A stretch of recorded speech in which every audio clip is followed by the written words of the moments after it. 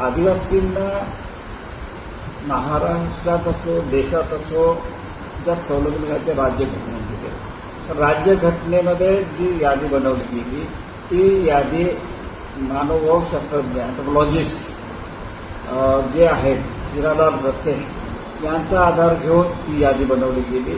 त्याची अंमलबजावणी सुरू झाली आणि राज्यघटनेत सगळ्या आदिवासींना चांगल्या तरतुदी केल्यामुळे त्यांचा विकास होईल ही अपेक्षा होती. परंतु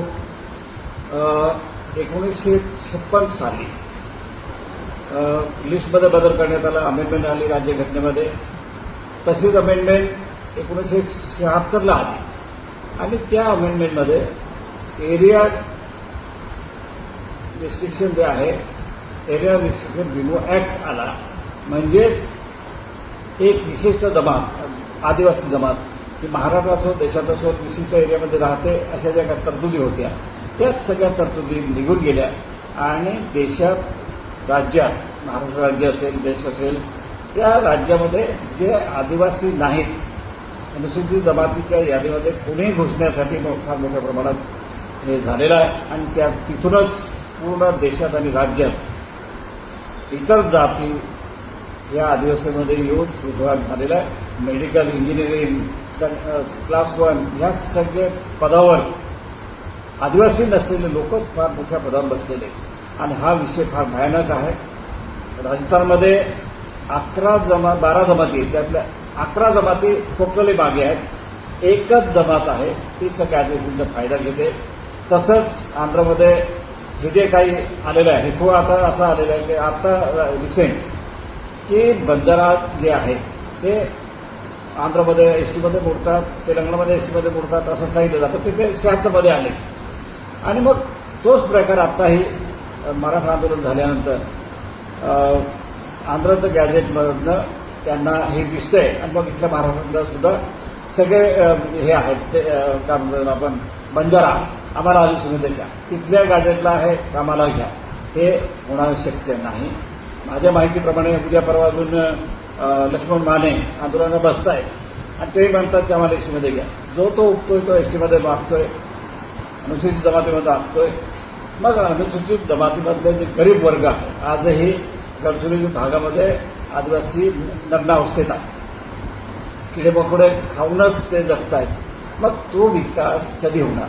मग हे जर बोगसवाले सगळे येतील, इतर जमाती नाही, हे सगळे आदिवासीमध्ये घुसतील तर निश्चितपणे आदिवासींना विकास कधी करता येणार नाही.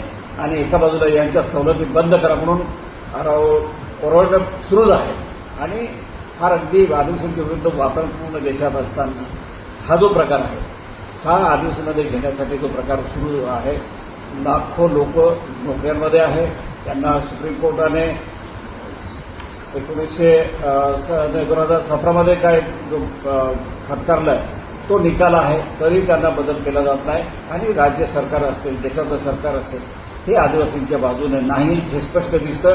आणि विशेषतः भाजपचं सरकार हे आदिवासींच्या विरुद्ध आहे आणि नको त्या बोगस लोकांना आदिवासीविरुद्ध टाकण्यासाठी वेगवेगळ्या युक्त्या लढवत आहेत, त्यांना ते सपोर्ट करतायत. आणि निश्चितपणे आदिवासी ज्या दिवशी जागृत होईल, कुठलंही गव्हर्नमेंट असेल त्या गव्हर्नमेंटला हे भारी पडेल. गव्हर्नमेंटने लक्षात ठेवलं पाहिजे, तुम्ही ट्रायबल ॲडव्हायझरी काउन्सिलची मिटिंग लावा, प्रोसिजरप्रमाणे जा आणि आदिवासींना कमी समजू नका. सरकारने एवढी हिंमत करण्याची गरज नाही. सातत्याने आजही काय धनगर समाजाला हे देऊन टाकलं पाहिजे, ते देऊन टाकलं. आजची सरकार महाराष्ट्रात भाजपचं सरकार तर धनगरच्या बाजूनेच आहे, पण त्यांना ते शक्य नाही कारण आमच्याकडे सगळे पुरावे आहे. आणि अँथ्रोपॉलॉजिस्ट असतील, मानवशास्त्र, त्यांना विचारल्याशिवाय कुठलाही निर्णय सरकारने आणि याच्या ज्युडिशरीचा निकाल सुद्धा चालणार नाही. ज्युडिशरी पण आम्ही मानणार नाही. ज्युडिशरी काही निकाल देईल, पैशाच्या आधारे हायकोर्टात सुप्रीम कोर्टात जाणारी फार मोठी संख्या आहे. निश्चितपणे तिथे अँथ्रोपॉलॉजिस्टचा अभ्यास आणि आम्ही जे काय आदिवासी आहोत त्याच्यात ट्रायबल ॲडव्हायझरी काउन्सिल आहे ह्याला विचारल्याशिवाय कुठल्याही सरकारने निर्णय घेतल्यास सरकारला भारी पडेल. मी म्हणतो एखाद्या दिवशी ॲटम बॉम्बसारखं होईल हे सगळं. म्हणजे लोक जेव्हा हे होईल ना, जेव्हा चिडलेलं असेल ना, तेव्हा सरकारला कुठलंही सरकार असेल त्यांनी लक्षात ठेवावं, हे भारी पडेल. एवढंच फक्त या प्रसंगी सांगतो.